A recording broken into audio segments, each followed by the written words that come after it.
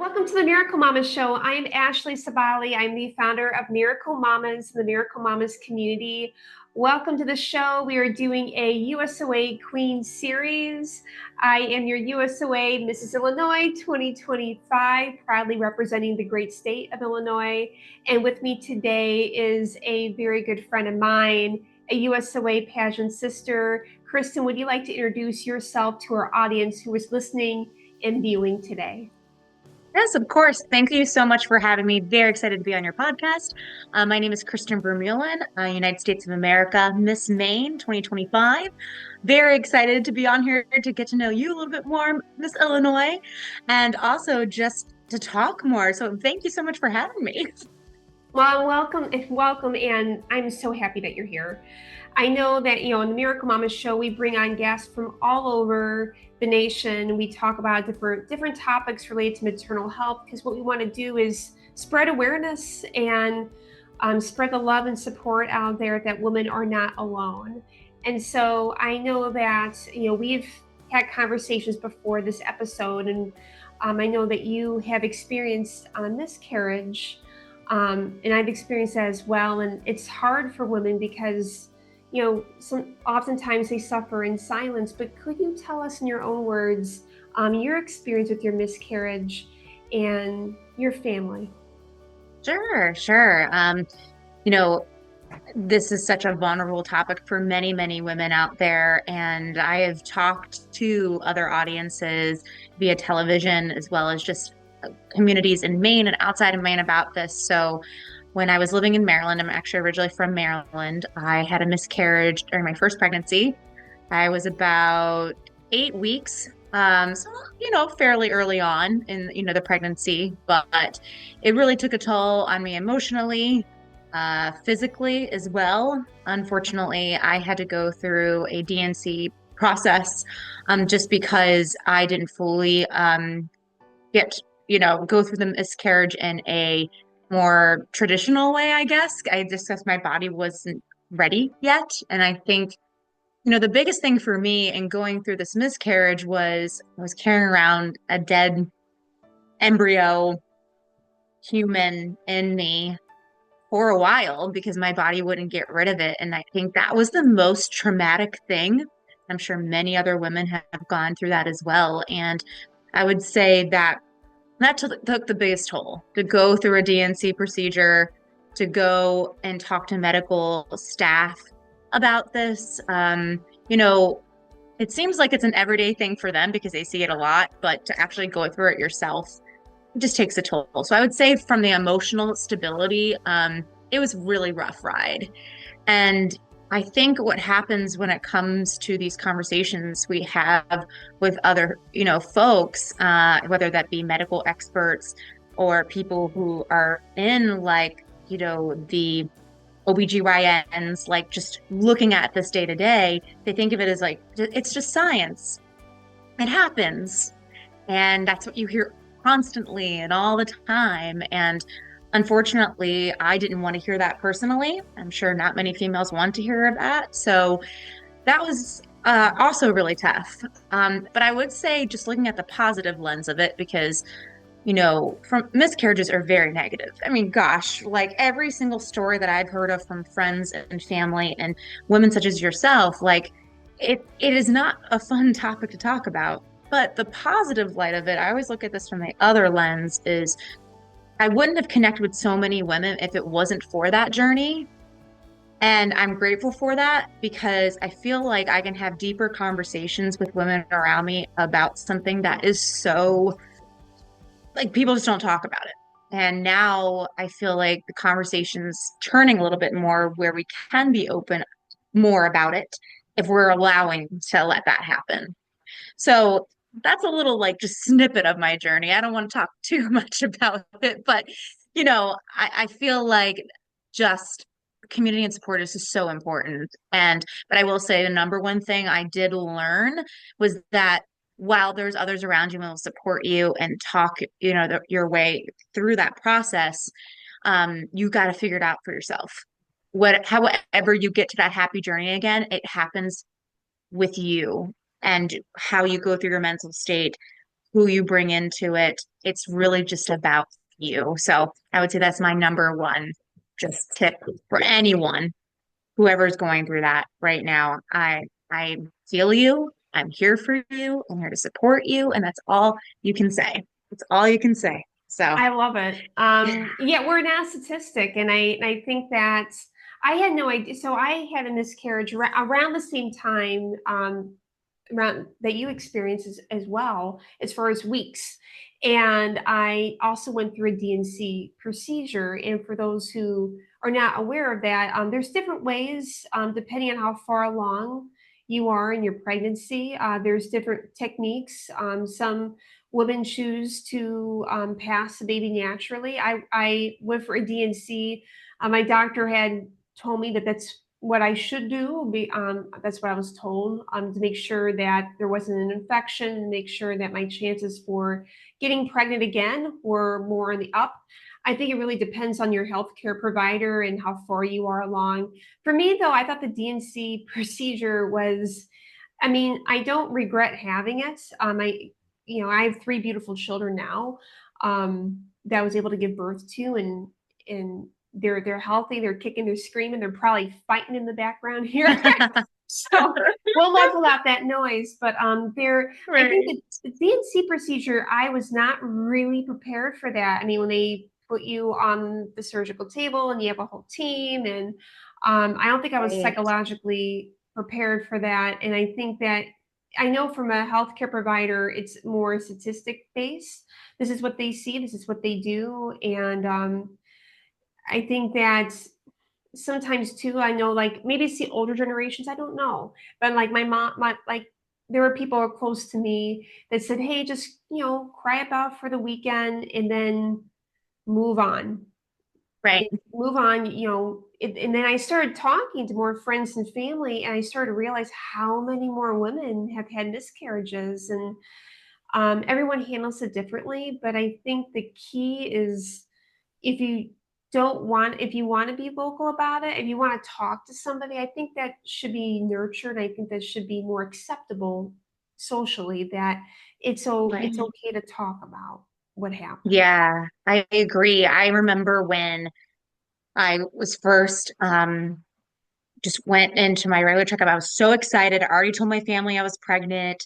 It was my 6 week checkup, right? I go in there, and of course, the doctor that I saw just totally wrote me off. Like I had like the worst experience because he was like, "Hey, it's a faint heartbeat. You're probably going to lose the baby, so you have to come back here in a couple weeks and probably wind up going through a miscarriage." I mean, it was awful. Like that's how he spoke, and I was like, "Wow, this guy's bedside manner is awful." And I literally went from such a high to such a low. And another thing too is, after like I accepted the fact that I was having a miscarriage, wasn't going to have a baby, there's not many resources out there for women to go and have that support because I mean there should be, as you mentioned, like there should be more forums, more community to allow for that. And like I said, I think it always starts with having a conversation. And with those that are old school, like my grandmother and my mother, like they never really talked about it because it was sort of just like this frowned upon thing. And it's just like, get over it. It'll be okay. Like you move on. And yes, I do have two children now, and I'm super blessed. And I hope one day we're able to provide more support for women who are going through those stages. I mean, I can only imagine what women go through when they have miscarriages when they're more along in their pregnancy. I mean, geez, I've heard so many stories, unfortunately, about that. And I don't know how they deal with it emotionally. I really don't. I really don't.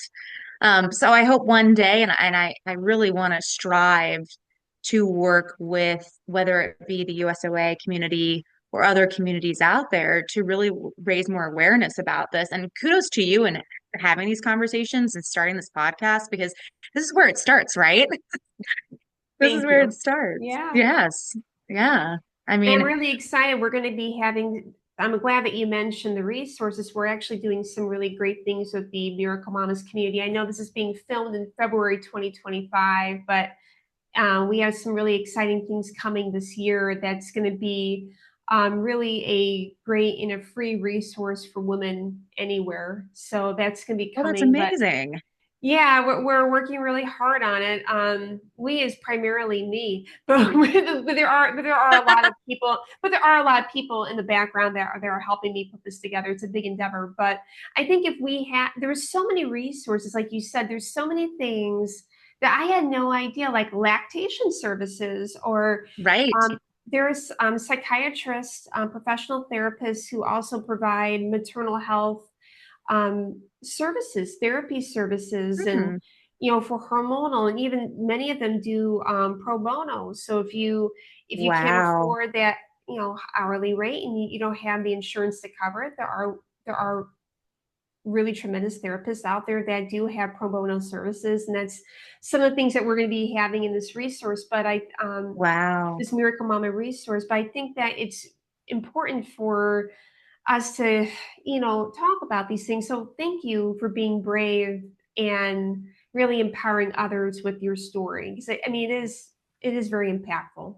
Thank you. Yes, of course, of course. And like I said, I learned a lot from the experience, and I Yes. still get emotional from it to this day. And it's been my daughter will be 7, so I guess it's been about 8 years now since Oh, all that happened. So it takes a toll on you. It's always going to be like a wound in your heart that it will take a while to mend, maybe never even mend, unfortunately, but you learn from it. You learn from the experiences, you grow your community, and it just makes you a stronger woman. So, I have to ask you some questions. I was told so many things by good-hearted people, and the things that people said to me when I had miscarried. I'll be like, I know your heart's in the right place, but I have to ask, is there advice that you have for people out there who are trying to comfort a loved one who's experiencing a miscarriage? Is there advice that you would give because you've gone through it yourself? yeah, that's a great question. Um, I would say just say that you're there for them and supporting them and giving them space. Sometimes at moments when people would share stories with me of their experiences and such, it got to be overwhelming. And I felt like sort of I was a number and not Kristan, where it was just like, it's me, like it's my situation, it's my experience. I just need to handle it in my own way. And if I needed that support, I will reach out to my friends and family. I mean, that kind of sounds bad, but it's not. I will say it. Like, don't take any offense to it, guys, because really, I am such a giver. I think a lot of the women that are a part of the USA community are givers. I mean, that's why we're in this program. That's what we're doing. That's why we have platforms. And when you're a giver, I hate using like hearing the word no. I want to hear yeses, like because you're like, okay, I'm helping someone, I'm seeing them happy, I'm doing all of this. And unfortunately, you're not probably not going to hear that from somebody who is going through something like that. So from both ends, if you are going through a miscarriage, take the time, take the space, take your thoughts and like think on them. Like go through it. And of course, my dog's right here. S'more, you agree, right? Hey, S'more. Um, and then Yes. also on the other end, your friends and family who are seeing this, seeing the depression, the downsides, the emotions, you just have to give that person space. I remember, you know, this vivid conversation I had with my dad. I mean, my dad is like my rock. And when I told him what had happened, I mean, such an emotional, conversation to have with your own father. But I think he didn't really know what to do either. I think a lot of people have no idea what to do to help out someone that they love so much. So then they just do outreach and like reaching out to people like, have you been through this? What can we do? And like, so that's very helpful. I will say that is so helpful because you're just kind of like rounding up the troops, rallying the troops of like really getting people in front of a person who's going through such a vulnerable state. So I do remember that of just that how like emotional that was and how that connection really grew stronger just from that conversation I had with my own father and so yeah. So hopefully those are some good Get some good feedback. That was excellent feedback. And I think that was really what really struck me, which was good, is that you said, I appreciate people's, stories, but this is really kind of not that it's overwhelming. And I think Mhm. that's because it is about your experience right now and in your baby that you lost, and you want to acknowledge that. I 100% can relate to that. I got so much different feedback. What did you do wrong? Let's go over what you did wrong, and things like Oh, it's that. the And worst thing to hear. oh my God, Lord. Or, is it, and then you just a whole slew of things. But that was really good. And I think it's hard. I think it's so hard for people, like even my own husband, he didn't know how to react. And also my he's upset too. I mean, it's his baby, Yeah, it's as much as my baby. But I'm right. carrying it, so it's another layer, of course. Yeah, But yeah, this is very helpful. And I think also with this community resource that we're doing, we're going to be providing resource packets too for loved ones, and helping with some guidance to help. So I think this will really help as part of that. So thank you so that's much. I know, amazing. thank you. And I know you have a rainbow baby. You have two rainbow babies, right? Yes, yes, I have a little girl who will be 7 in April and a little boy who's actually going to be 5 on Friday. So yeah, time flies. Like I said, I can't believe it's been 8 years since I first got pregnant, had a miscarriage, now have two beautiful babies. And, I have to say, and this kind of is a very different topic when it comes to miscarriage, but I actually told my kids about the experience. And that is one thing that, and, I didn't go down in the weeds and give them lots of details, but I said, you possibly could have had another, sibling. And they were like, oh, wow, like that's so interesting. Like, I feel like I hope one day that we're able to like really have those like conversations in a very high level way. And then as they get older, like they kind of grow with that. I mean, God, when I think about my daughter, I'm like, I don't want her to go through this, right? I mean, I'm sure a lot of people think that. So I'm really excited to see what you come up with with the resources and the packets to be providing that to women going through this because yeah, there's all these unknowns and I think it comes down to like morals and values too, because like, even though I told my kids at such a young age, I feel like sometimes I might get judged for that because they're so young. But at the same time, I think it's important too. So Don't yeah, feel I guess bad. it's I a did the journey same for thing. everyone. I did the same Really? thing. Well, Wow. I had to in a way because with my platform is Miracle Mamas. I mean, Miracle Right. Mamas is growing above and beyond, but I mean, it started off as a passion platform, and now it kind of took a little life of its own in a positive way, of course. But I had to explain to them because I'm going to be talking about this on a pageant stage. I'm going to be talking about this in podcasts like, with Right. you, and they're going to see this on YouTube, or they could, in a news article or on TV. And I need to explain what had happened at a, I guess, an appropriate level, for their Yeah. age. Yeah. But Hmm. you pretty much, letting them know, and also it's kind of keeping in the back of my mind that I would want my daughter, well, either of my daughters to tell me, or even my son, as well, if something Right. like this were to happen, which, heaven forbid. I just, the open dialogue, I think is important. Yeah, it is very important. And that's awesome to hear because yeah, I feel like sometimes I feel judged sometimes when it comes to those specific situations. And I'm just glad that I'm able to connect, with women such as yourself that are doing similar things. Like we kind of have to learn off each other, right? Because this is like Yes. brand new to our world. It's like, do we say this? Do we not say this? When is it appropriate? Like all these questions pop up and it gets so overwhelming. And it's like, what's the right thing to do anymore? I know. I think it's every mom's judgment. By the way, s'more is so cute. Looking at s'mores. Yeah, I think every woman, it's hard. Like I started sewing angel gowns this year, and I had their angel gowns or burial gowns for babies who, were stillbirth, or, may have Yes. passed away from SIDS in the first year. And my kids are Mm, looking at these really pretty gowns, and I had to explain what these were at an age appropriate level. And that's a very difficult conversation that I did not want to have. Right. And I could have total, a fib. And I could have said these are christening gowns or something like that. But Right. but I Right. was honest because again, they can see this in a news article or on TV or YouTube, and Yeah. these are tough situations. But I think that's the beauty about pageantry. When we talk, we have platforms that are so real. Um, Right. I think it's important to have the conversation. So I think it's every Yeah. mom's. You know what you're doing. Yeah. Yeah. Yeah. Exactly. I mean, like, it's amazing to have these open discussions, like I said, because we Yes. learn off each other. We learn off each other. Gosh, sorry about S'more. He's just No, like I wanting love all the pets s'more. right now. He wants that crown and sash. I Um, know. I think so. he's like, give me it. I have a teddy bear, Ralph. He looks almost exactly like him. Oh, Older really? though. He's 14. Oh, Older. But oh, he's a buddy. handsome man. Um, Oh, I love it. so I talked about my platform. Can you share to me about your platform with our audience?